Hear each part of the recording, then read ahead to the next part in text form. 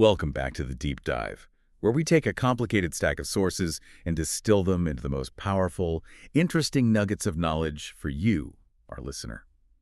Today, we are strapping on our boots and heading straight into, well, the true heart of early America, a place that holds so many of the foundation myths of this country, but often gets overlooked for its critical modern complexities. We are talking about the Commonwealth of Pennsylvania, known famously as the Keystone State. And that's the big question, right? Why the Keystone? What does that actually mean? Exactly. Geographically, politically, culturally. That's our mission today. We really want to understand what makes this state home to over 13 million people, so unique in the American experience. It's an excellent mission because Pennsylvania's story isn't, a straight line. It's this dramatic oscillation between being the forge of global industry and the cradle of revolutionary thought. Right. And our sources let us move far beyond the usual cliches, the cheesesteaks and steel, to really get at its role as the functional center, the keystone that held the arch of the original 13 colonies together. So before we dive into that deep history, let's just nail down some of those foundational facts that sort of signal its unique place. Okay, so first off, as you said, it's officially the Commonwealth of Pennsylvania. It's one of only 4 U.S. states with that designation. And that's not just a fancy name, is it? It actually means something. It does. It comes straight from the colonial era, and it emphasizes this idea that the state is founded on the common good, on the welfare of the people. It gives it this unique civic gravitas right from the start. That immediately changes the whole conversation from just a state to something more like a Republican body. And its modern scale is just huge. Oh, massive. It's the 5th most populous state in the nation, over 13 million residents as of the 2020 census. And that population is concentrated enough that it's the 9th highest in population density. But here's a key detail. The political and cultural power, it tends to rest in those 2 big anchors, Philadelphia in the east and Pittsburgh in the west. But the capital is neither of them. Exactly. The capital is Harrisburg. Which is located more strategically in the south central part of the state. Right. And that geographic and demographic spread, where the capital isn't the biggest city, is a crucial detail that kind of foreshadows the deep urban, rural, and east-west contrast we're going to get into later. Okay, so let's unpack that history. Where do we begin? We have to go way, way back. Thousands of years before Penn's Woods was even a concept. Because the history of human habitation there really challenges our traditional timelines for when people first arrived in North America. It absolutely does. And the benchmark evidence for this, according to the sources, is the Meadowcroft Rock Shelter. It's in Jefferson Township in southwestern Pennsylvania. And what did they find there? They found evidence of human activity dating back over 10,000 years. 10,000. And what makes that date so significant for the broader American timeline? It's a potential game changer. It might actually predate the established time frame for the Clovis culture, which was always considered the first widespread prehistoric culture in the Americas. Exactly. So if the Meadowcroft dating holds up, it means human movement and civilization in that region was happening much, much earlier than we used to assume. It kind of shifts our whole perspective on how people first migrated into the continent. So fast forward a bit, and by 1000 AD or so, we start to see these groups establishing settled agricultural societies. When the Europeans arrive, who are the major players on the ground? The territory was divided really between 2 major distinct tribes. In the eastern part of the state, in the region they called Lenapehoking, you had the Lenape. They were part of the Algonquian linguistic family. And their territory was basically from the Delaware River westward. Yep, toward the Susquehanna River. And then further west, along the central Susquehanna, you found the Susquehannock, who spoke an Iroquois language. These were really complex societies. They were adept at agriculture, sophisticated trade networks, the works. But by the 17th century, that whole political map for these tribes was changing radically, even before the big influx of English settlers. Critically so. I mean, they were suffering just a catastrophic population loss from diseases like smallpox that came with European contact. And that was compounded by regional conflicts, right? It was. They were caught in these intense geopolitical struggles, especially devastating beaver wars. Okay, so what were the beaver wars, and how did they hit Pennsylvania's tribes so hard? The Beaver Wars were this series of incredibly brutal conflicts, mostly driven by the Iroquois Confederacy. The Iroquois were backed and armed first by the Dutch, then the English, and they were trying to take control of the really lucrative fur trade routes. So the Lenape and the Susquehannock were caught in the middle of this. Completely outmatched. The sources say they were just outpaced and outmaneuvered. The powerful Iroquois and Hurons actively blocked them from moving west into the richer hunting grounds in the Ohio Valley. So they were losing land, losing resources, losing population fast. Which creates a power vacuum. A power vacuum that directly enabled European colonization to take hold. Which brings us to that European chess match of the 17th century. We often jump straight to William Penn, but there was a significant Dutch and Swedish presence there first. Indeed. The Dutch established Zwanendale Colony in 1631. That was near modern-day Lewis, Delaware. That was their early claim. Then, just a few years later, in 1638, the Swedes arrived and established the New Sweden Colony. So for a little while, part of what would become Pennsylvania was actually New Sweden. It was. New Sweden claimed a pretty substantial area of the lower Delaware River region, but the real military strength, it lay with the English. The transition really kicks off in 1664 when Charles II makes this huge, sweeping grant to his brother, James, the Duke of York. That paved the way for the English to just conquer the Dutch territory of New Netherland. And there's still traces of that Dutch legacy, aren't there? There are. One really fascinating detail is how a Dutch county court called Upland County basically transitioned almost directly into Chester County when William Penn later set up his colonial government. The bones were already there. And then comes the moment everything changes. The William Penn Grant in 1681. We all know the story involved a debt, but the scale of that debt is just staggering. It's a remarkable piece of economic history.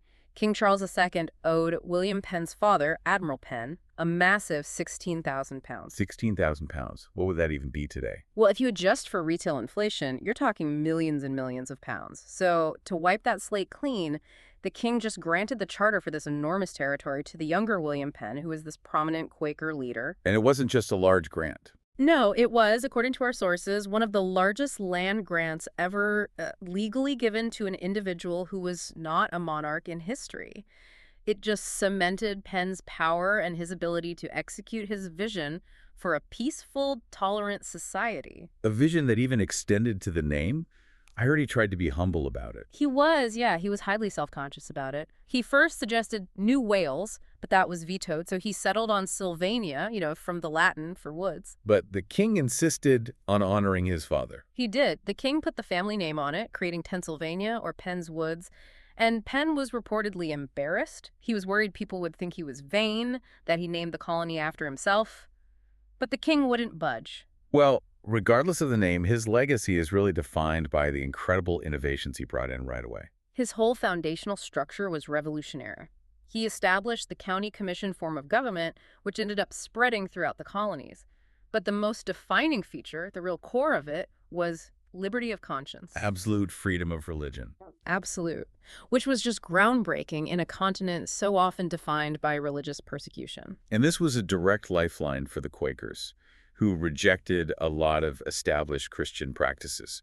Things like formal oaths, military service, rituals. Exactly. I mean, while other colonies had official state religions, Pennsylvania and Rhode Island really stood out as these beacons of tolerance. And it worked. It quickly attracted not just Quakers, but also Catholics, Jews, Mennonites, German pietists. I think Voltaire wrote about him, didn't he? He did. The sources mention Voltaire writing about Penn in 1733, and he observed that the main law of the land was simply, and I'm paraphrasing here, to ill-treat no person on account of religion.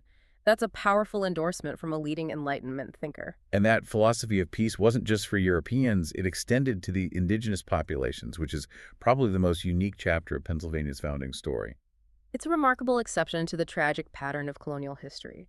Penn established a peace treaty, known as the Treaty of Shakamaksim, with the respected Lempe leader Tamanend.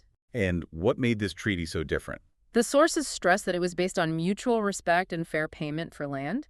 And critically, it was never actually violated by either side. Wow. It led to this long period of genuinely friendly relations between the Quakers and the native tribes. It just wasn't happening anywhere else. That peace and prosperity led to massive growth, making Pennsylvania indispensable. And by the 18th century, it wasn't just thriving politically, but financially. And this is where we find a truly, almost shockingly modern economic innovation. Okay. This is where the deep dive really earns its name. Because of the constant shortage of gold and silver coin in the colonies, Pennsylvania essentially became a pioneer in government-backed fiat currency. They invented and issued something called colonial scrip. Interest-free paper money. Interest-free paper money issued by the government and backed by land. That sounds like a system designed to solve the problem of government debt without crushing people with taxes. That's precisely what it was. It functioned as a bill of credit. Because the colony could fund infrastructure, defense, all these public works, without paying compounding interest on external debt, they could largely cover the expense of government. Which means lower taxes. Greatly reduced the need for heavy taxation and promoted general employment and prosperity. And this wasn't just some fringe experiment. Benjamin Franklin himself was a huge supporter. He was. He helped design the system and called its utility never to be disputed. Franklin saw its power to stimulate the economy. It was a functioning, successful, proto-fiat currency system that let Pennsylvania finance its own growth. So, of course, the British had to shut it down. Of course. The British Parliament saw it as this uncontrollable threat to their own mercantile system and their control over colonial finance. So they shut it down completely with the Currency Act of 1764. Wait, so the Crown essentially suppressed a wildly successful economic system run by the colonists. That sounds like a textbook definition of an ignition point for a revolution. It absolutely was. The Currency Act was one of the many, many grievances that pushed the colonies toward independence, especially Pennsylvania, which suddenly felt the chokehold of British economic control. The stage was set for Philadelphia to become the indispensable political capital of this budding nation. And the timeline just confirms it. Philadelphia hosts the Stamp Act Congress in 1765. The first major unifying meeting of delegates from the colonies to protest British policy, and that was just the beginning. Then the First Continental Congress in 74, and then, crucially, the Second Continental Congress in 75. And it was in Philadelphia that George Washington was appointed to command the Continental Army, and where on July 4th, 1776, the Declaration of Independence was debated and, unanimously adopted. Even when the British temporarily took the city, Pennsylvania remained central. It did. The Continental Congress just relocated, first to Lancaster, then to York, and it was in York that they adopted the Articles of Confederation. As soon as Philly was secure again, they went right back to finish the job. The next big step being the U.S. Constitution, drafted and signed at the Pennsylvania State House, which we now know as Independence Hall. The role Pennsylvania played in birthing every single foundational document of the nation is just unmatched. It truly defines the Keystone name. But there's a detail from that era that often gets missed about the ratification process that highlights the early struggles with inclusion in American democracy. You're talking about the German population. Exactly. Yeah, so Pennsylvania was the second state to ratify the Constitution on December 12, 1787. At that time, about a third of the state's population spoke German. This was from the massive influx of German pietists who had sought that religious freedom under Penn's charter. So how did they ensure this huge minority group could participate? They officially translated the Constitution into German for dissemination across the state. They wanted to make sure this population was fully informed and could be part of this momentous decision. That's incredible. And get this, the chairman of the ratifying convention himself, Reverend Frederick Muhlenberg, was a Lutheran minister who later became the very first Speaker of the U.S. House of Representatives. That level of linguistic inclusion right at the foundational moment of the country is just a stunning detail. Moving into the 19th century, Pennsylvania remains foundational, but the context shifts dramatically from political birth to national survival. We have to talk about the Civil War, and specifically that tragic turning point at Gettysburg. The Battle of Gettysburg, fought over 3 days in July 1863. It wasn't just the bloodiest battle of the Civil War, it remains the bloodiest engagement in all of American military history. Over 51,000 combined casualties. 51,000. It was Lee's final, desperate attempt to invade the North, and it was decisively repulsed. The sheer cost of that victory changed the course of the war entirely. It did. It prevented the Confederacy from getting European recognition, and it solidified the Union's path to victory. 4 months later, President Lincoln delivered the 271-word Gettysburg Address, elevating the purpose of the war to preserving not just the Union, but the core principles of liberty and equality. And the state's contribution in terms of manpower was immense. That's massive. An estimated 350,000 Pennsylvanians served in the Union Army, and that number included 8,600 African-American volunteers who fought for the cause of freedom. After the war, Pennsylvania shifts again. from the cradle of liberty to the forge of global industry, the Gilded Age. This is where the state becomes globally synonymous with steel, coal, and oil. The transformation was total. Pittsburgh became the epicenter thanks to figures like Andrew Carnegie and his Carnegie Steel. And over in the Lehigh Valley, you had Charles M. Schwab building Bethlehem Steel. Which became one of the largest shipbuilding and steel companies in the world. In the world, it operated for over 150 years. And the birth of the American oil industry, we always think Texas, but it wasn't Texas, it was Western Pennsylvania. It was. Edwin Drake struck oil in Titusville in 1859, and it just launched this massive boom. For years, Western PA supplied the vast majority of the world's kerosene and oil. Which led to the rise of monopolists like Rockefeller. Exactly. John D. Rockefeller, who completely dominated the refining and distribution side of things. And where you have that kind of intense industrialization, you get the labor movement. Pennsylvania was the site of the first documented organized strike in North America, highlighting that brutal conflict between corporate titans and the working class. And the conflict was ferocious. You see these major flashpoints like the Great Railroad Strike of 1877 and especially the massive coal strike of 1902. The sources paint a picture of just unchecked corporate power. They do. For example, industrialists often employed their own private police forces, the infamous coal and iron police. Private police. Yeah, they were essentially deputized to suppress any union organization. It was almost medieval, a system where corporations controlled both the jobs and the enforcement of the law against their own workers. And critics at the time, like Rockefeller's, accused him of basically controlling the state legislature. Widely accused of it. And that's why the outcomes of these bitter struggles were so monumental. The eventual adoption of the 8-hour day, the banning of those private corporate police forces, it all illustrates Pennsylvania's crucial and often violent role in defining modern American labor relations. That industrial history is so tied to the land, which brings us to geography. It's kind of wild to think that this state, the forge of the nation, is also one of the most heavily forested places in the Northeast. And that gets us to a fundamental geographic paradox. Pennsylvania is the only one of the original 13 colonies that does not have a direct, non-tidal border with the Atlantic Ocean. Right. It's landlocked in that sense. But it still has 140 miles of total waterfront between Lake Erie in the northwest and the tidal Delaware River in the east. It's a physically massive state, 33rd largest, but the interior landscape is really defined by its mountains. The whole center is dominated by the Appalachian mountain chain. You've got the dramatic Allegheny Mountains, the popular Pocono Mountains in the northeast, and it is still wonderfully forested. Nearly 60% of the state is covered in timberland.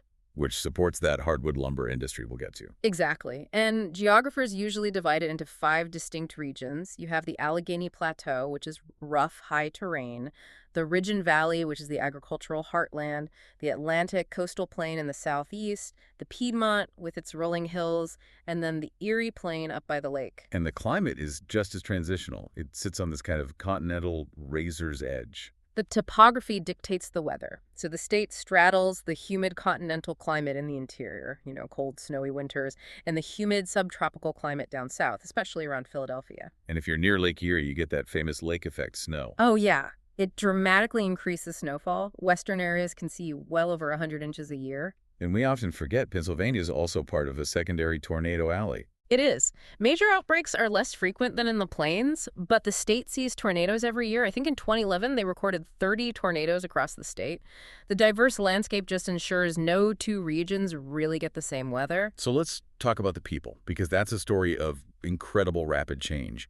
The sources point to some really counterintuitive migration dynamics. This is a powerful insight into the state's current identity. Surprisingly, there is a net migration out of the state by native-born Pennsylvanians, so there's a domestic population decrease. But the state is growing. It is, because strong international immigration completely offsets that trend, leading to a net population increase. So the growth is entirely from people arriving from outside the U.S.? Entirely. As of 2021, 7.2% of the population is foreign-born, and the source regions are fascinatingly balanced. Asia is 36%, Europe is about 36%, and Latin America is about 30%. So what are the largest ancestry groups overall? Still the historic ones? Yes, the largest groups still reflect those 19th and early 20th century waves. So German is number 1 at 28.5%, then Irish, then Italian. But the really dramatic shift is happening right now in the 21st century.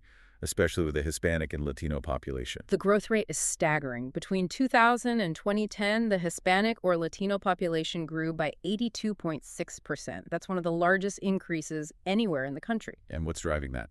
It's a few things. Migration from Puerto Rico, Mexico, and the Dominican Republic, but also secondary migration from higher cost places like New York City and New Jersey. And this population isn't just settling randomly. It's geographically concentrated in key areas that really feed into that urban and suburban political dynamic we've been talking about. That's the key takeaway. About 85% of this growing population lives within a 150-mile radius of Philadelphia. You see major concentrations in the Lehigh Valley, Allentown, Bethlehem, and in south-central PA, in cities like Reading, Lancaster, and York. I think Allentown's Puerto Rican population is huge, right? By 2000, it was already over 40% of the city's population. And at the same time, the Asian population swelled by almost 60% in that same decade. You have large influxes of Indian, Vietnamese, and Chinese immigrants, and they're also overwhelmingly moving into the Philly and Pittsburgh suburban areas. That level of demographic change in a single generation has to change the state's cultural, economic, and political map. Inevitably. On the other end of the scale, Pennsylvania has a reputation for being an aging state. It does. It has the fourth highest proportion of elderly citizens, 65 and up, in the entire nation, about 15.4%. Which creates huge policy challenges. Tremendous challenges. Healthcare, infrastructure, funding for social services. It's a state that is simultaneously experiencing this rapid youthification through immigration and population aging, through long-term resident retention. It's a real demographic tug-of-war. That history of immigration gives Pennsylvania one of the most unique linguistic tapestries in the nation. We have to talk about the famous, or maybe infamous, Pennsylvania Dutch. Right. And we have to start by clarifying the language. It is Pennsylvania German. It's a descendant of the German Palatine dialect. So why do we call it Dutch? It's just a misnomer, an anglicization of the German word Deutsch. Now, as an everyday language outside of the plain communities, it's nearly extinct. But its persistence within those communities is a global anomaly. You mean among the old order Amish and Mennonites? Precisely. Among them, it's still a highly vital first language. This concentration means Pennsylvania is a global center for the Amish community. As of 2024, the state's Amish population was almost 93,000, second only to Ohio. Shifting to the broader religious landscape, William Penn's legacy of religious freedom really shaped the state. But what does that profile look like today? Well, historically, yes, it was defined by its Protestant and Catholic roots. But the contemporary picture reflects national trends with a really significant shift. A recent poll from 2023 shows the largest single group now identifies as unaffiliated. Unaffiliated, meaning no religious association. Right, they're at 32.0%. So the largest group is now the non-religious group, just barely edging out the established faiths. It is. Protestants follow right behind at 29.0%, and Catholics are at 24.0%. But the state is still a major center for certain denominations, right? It is. Because of its history with immigrants from Northern Ireland and Scotland, Pennsylvania still has the largest outright membership of Presbyterians nationwide. And of course, it's central to the Anabaptist communities. And what about the founders themselves, the Quakers? They remain a presence, but they are a tiny minority today. Only about 10,000 adherents. The legacy is powerful, but the demographics have completely changed. That history of industry and population growth leads right into the state's massive economic footprint. Pennsylvania's economic scale is genuinely hard to grasp until you look at the comparative data. It's a behemoth. The state's gross state product, or GSP, is over $1 trillion. 1.017 trillion. That ranks it as the sixth largest economy among all U.S. states. $1 trillion.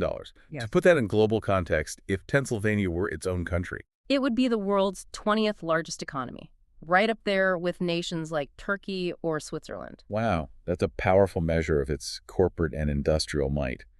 And that power is concentrated. It's home to a lot of Fortune 500 companies. 23 of them. And that concentration helps anchor the regional economies, especially in finance. The history of American banking is just inextricably linked to Philly and Pittsburgh. Right. The first nationally chartered bank was in Philadelphia. The Bank of North America in 1781. And then, during the Civil War, the state became home to the first nationally chartered bank under the new 1863 National Banking Act. That was the first national bank of Pittsburgh, which eventually became PNC. Which is now the nation's sixth largest bank. So you can see the state has always been a financial keystone. The narrative of Pennsylvania as the Rust Belt implies decline. But modern Pennsylvania has pivoted brilliantly into some massive niche industries, especially in consumables. It's not just the Keystone State, it's, and I love this, the snack food capital of the world. It sounds funny, but the numbers are deadly serious. Pennsylvania leads the nation in production of two iconic snack foods. First, potato chips. Like Oats and Wise. Exactly. The state makes a quarter of the nation's total output, but pretzels are the real shocker. Okay, what are the numbers there? The state is responsible for a whopping 80% of the nation's total pretzel manufacturing. 80%. 80. This goes back to the strong German baking traditions. Companies like Sturgis, which basically introduced the pretzel to America in 1861, and Snyder's of Hanover, they just dominate this sector globally. And, of course, you can't forget chocolate. Hershey, the largest chocolate manufacturer in North America. When you add in beer production, Pennsylvania ranks first in barrels produced annually at 3.9 million. You realize the state completely dominates the American appetite. And beyond snacks, what other primary industries are still huge? It's the nation's leader in hardwood lumber production. It pulls over 1 billion board feet of yeezy from those vast forests we talked about. And in a quirky detail, Pennsylvania is #1 in mushrooms. 68 farms that dominate the sector, mostly feeding the whole eastern seaboard. But the concentration of manufacturing is shifting, right? Away from heavy industry. It is. The old centers, Philly, Pittsburgh, Erie, are still important, but the Lehigh Valley has emerged as this major epicenter for U.S. logistics and intermodal transport. So that's the 21st century pivot. Instead of forging the steel, the state is now optimized for moving the finished goods. That's it, exactly. Its central geographic position, the literal keystone between the Midwest and the major markets of the Northeast, makes it invaluable for modern commerce, for logistics, for getting things from point A to point B. But that transition from the heavy industrial era, especially from King Coal, didn't come without a severe ongoing cost. The state's mining legacy is a heavy burden today. You have to acknowledge the sheer scale of extraction. Since the mid-1700s, over 15 billion tons of coal were removed from Pennsylvania's ground.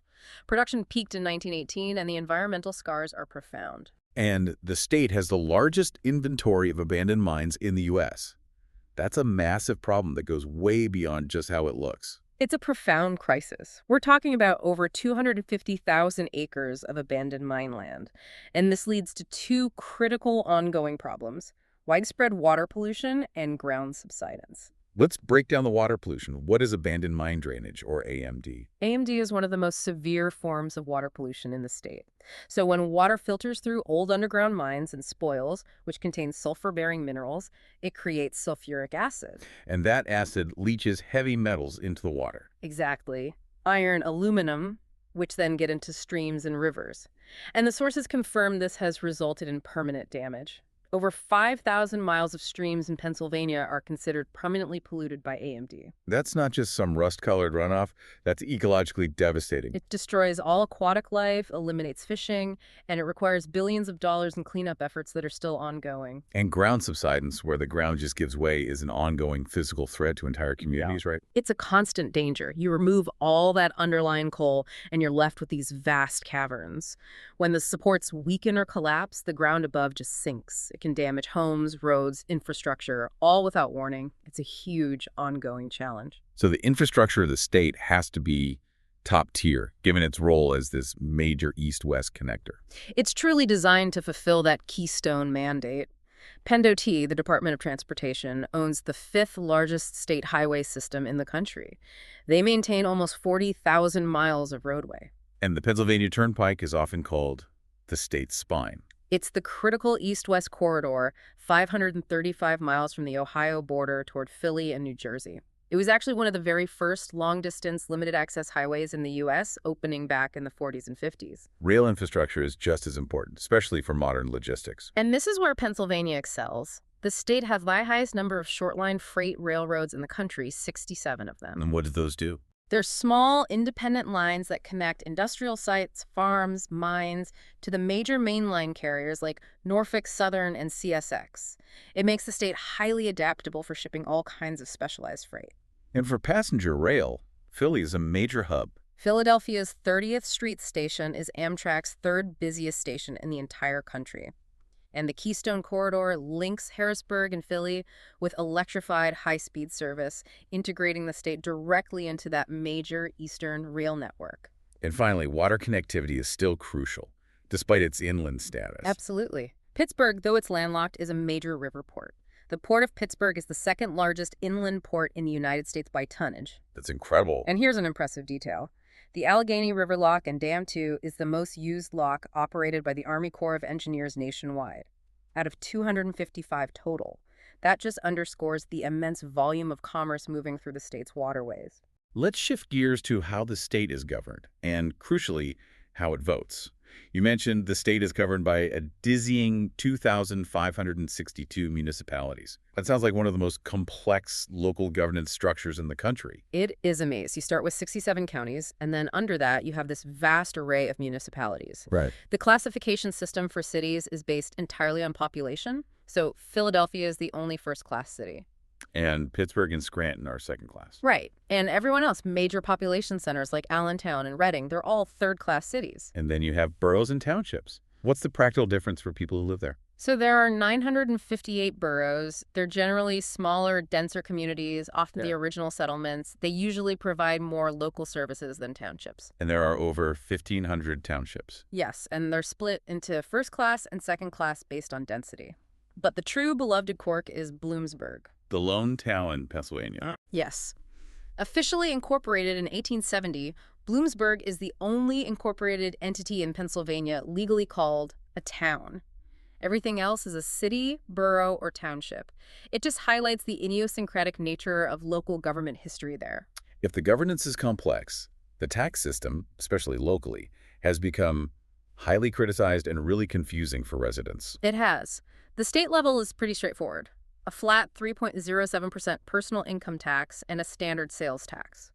The real complexity comes from the local wage taxes. Where school districts, boroughs, townships can all assess their own tax. That's where the trouble starts. Unlike a lot of states where local tax collection is centralized, Pennsylvania largely outsources this to private, non-governmental agencies. The system has been widely described as tax farming. That sounds like a historical term that shouldn't apply today. Why do they do that? These agencies have contracts with the local municipalities, and they're compensated based on the taxes they collect, often including penalties and interest.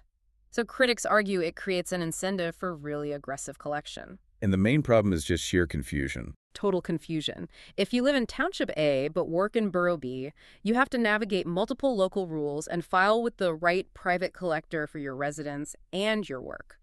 When people move or commute across these lines, which is incredibly common, they often fail to file with the right local collector and then get hit with massive failure to file penalties, even if they don't actually owe any more tax. So you're penalized not for the amount you owe, but for sending the form to the wrong place, and a private agency profits from that confusion. That's it, exactly. And attempts to centralize and simplify this at the state level have so far been unsuccessful. Which brings us to perhaps the most famous contemporary attribute of Pennsylvania.